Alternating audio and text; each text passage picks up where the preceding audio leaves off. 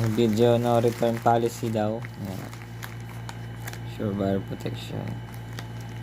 No refund. So yung order ko is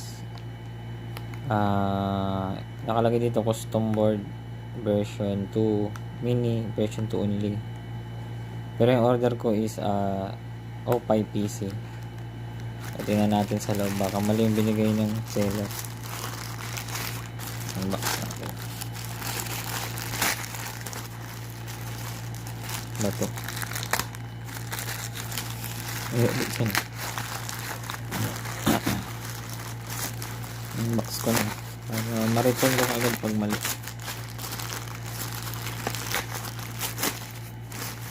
Naka-tape pa.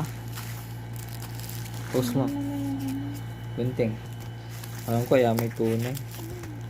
Parang ko na-unbox talaga. Kaya may pinsi rin. Grabe yung pambal ko itong Ano yun? Custom board yan. Nag-aara in-order ko. Kaya sa Shopee. Shopee. Custom board nga. Kala ko Raspberry pa yung post mo na. So ito pala yung 29 na kanina sinasabi ko. So dito walang no video no return. Walang nakasulat, naka-discrete. So open na natin to. 29 yung halaga nito guys. Ano yun? Hindi ba taasan? Ang dalawang motherboard ko.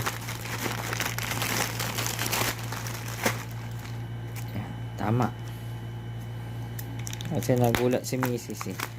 Ang mahal nung ang liit pero tunay.